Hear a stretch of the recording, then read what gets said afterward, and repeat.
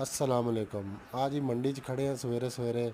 ਸਬਜ਼ੀਆਂ ਦਾ ਕੋਈ ਰੇਟ ਨਹੀਂ। ਟਮਾਟਰ ਉਹ ਰੁਲਿਆ ਪਿਆ, ਪਿਆਜ਼ ਉਹ ਰੁਲਿਆ ਪਿਆ, 5 ਰੁਪਏ ਰੇਟ, 10 ਰੁਪਏ ਰੇਟ, ਉੱਤੋਂ ਮੰਡੀਆਂ ਦੇ ਕਮਿਸ਼ਨ, ਉੱਤੋਂ ਕਿਰਾਏ, ਪੈਕਿੰਗ ਦੇ ਖਰਚੇ। ਸਾਡੇ ਤੋਂ ਤਾਂ ਇਹ ਹੀ ਨਹੀਂ ਪੂਰੇ ਹੁੰਦੇ ਹੈਗੇ। ਅਤੇ ਸਾਡੀ ਜਿਹੜੀ ਪੰਜਾਬ ਹਕੂਮਤ ਨਾਅਹਿਲ ਲੋਕ, ਨਾਅਹਿਲ ਇਹਨਾਂ ਨੂੰ ਅਫਸਰ ਸੈਕਟਰੀ ਲੱਭੇ ਹੋਏ, AC DC ਸੈਕਟਰੀ, ਸਭ ਨਾਅਹਿਲ ਤਰੀਨ ਲੋग। ਅਤੇ ਦੂਸਰੀ ਉਹ ਸਲमा भट्ट ਜਿਹੜੀ ਕਹਿ ਰਹੀ ਸੀ ਜੀ बाकी फसलों का हिसाब नहीं करते, गंदम पे आके रो पड़ते हैं। और ਲੱਖ ਲਾਨਤ ਬੀਬੀ ਤੇਰੇ 'ਤੇ, ਤੈਨੂੰ ਇਹ ਬੋਲਦੇ ਹੋ ਸ਼ਰਮ ਆਉਣੀ ਚਾਹੀਦੀ ਆ।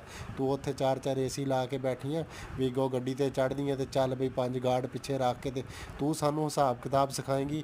ਆ ਜਾ ਤੈਨੂੰ ਆ ਜਾ, ਜਿਹੜੇ ਕਾਲਜ 'ਚ ਤੂੰ ਪੜ੍ਹੀ ਹੋਈ ਆ, ਪੈਨਸਲ ਲੈ ਕੇ ਆ, ਹਿਸਾਬ ਕਰ ਸਾਡੇ ਨਾਲ।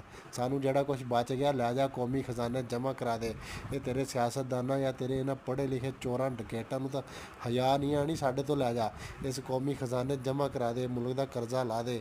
ਇਹਦੀ ਮਾਇਸ਼ਤ ਨਾਲ ਜੰਗ ਤਾਂ ਤੁਸੀਂ ਕਦੇ ਜਿੱਤ ਨਹੀਂ ਸਕੇ 75 ਸਾਲਾਂ 'ਚ। ਹਰ ਜਿਹੜਾ ਨਾ ਹਰ ਦੌਰ ਵਿੱਚ ਤੁਸੀਂ ਆ ਕੇ, ਹਰ ਹਕੂਮਤ ਜਾਂ ਹਰ ਉਹ ਆ ਕੇ ਦੌਰ ਦੇ ਵਿੱਚ ਜਿਹੜੀ ਐਵੇਂ ਹਕੂਮਤਾਂ ਆਉਂਦੀਆਂ, ਉਹ ਕਹਿੰਦੀਆਂ ਜੀ ਫਲਾਣਾ ਕਰਜ਼ਾ ਲੈ ਗਿਆ ਫਲਾਣਾ। ਸਾਡੀ ਨਾ ਕੋਈ ਸੜਕ ਬਣੀ ਆ, ਨਾ ਕੋਈ ਰੋਡ ਬਣਿਆ। ਟੁੱਟ ਟੁੱਟ ਕੇ ਜਿਹੜਾ ਮੰਡੀ 'ਤੇ ਆਉਂਦੀਆਂ ਗੱਡੀਆਂ, ਉਹ ਗੱਡੀਆਂ ਵਾਲੇ ਕਿਰਾਏ ਫਾਲਤੂ ਮੰਗਦੇ ਆ। ਸਾਡਾ ਕੀ ਬਣਿਆ? ਚੋਰੀ ਕੀਤੀ ਆ ਤੁਸੀਂ, ਕੀਤੀ ਆ, ਲੁੱਟਿਆ ਤੁਸੀਂ ਕੀਤਾ। ਇਸ ਮੁਲਕ ਦੇ ਵਿੱਚ 75 ਸਾਲਾਂ ਤੋਂ ਜੰਗ ਨਹੀਂ ਖਤਮ ਹੋਈ।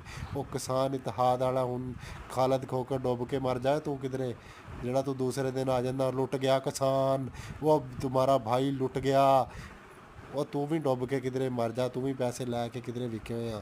ਠੀਕ ਹੈ ਨਾ। ਇਹ ਸਲमा भट्ट ਤੈਨੂੰ ਹਯਾ ਨਹੀਂ ਚਾਹੀਦੀ। ਤੂੰ ਜਿਹੜੇ ਕਾਲਜ 'ਚੋਂ ਪੜ੍ਹੀਆਂ ਸਾਨੂੰ ਦੱਸ, ਅਸੀਂ ਵੀ ਉੱਥੇ ਹਿਸਾਬ ਕਿਤਾਬ ਚਲੋ ਖੁਸ਼ ਹੀ ਹੋ ਜਾਈਏ। ਇਸ ਤਰ੍ਹਾਂ ਇਹਨਾਂ ਨੂੰ ਨਾਅਹਿਲ ਲੋਕਾਂ ਨੂੰ ਹਯਾ ਸ਼ਰਮ ਹੀ ਕੋਈ ਨਹੀਂ। ਮੂੰਹ ਆਪਣਾ ਗੰਦਾ ਕਰਨ ਵਾਲੀ ਗੱਲ ਆ।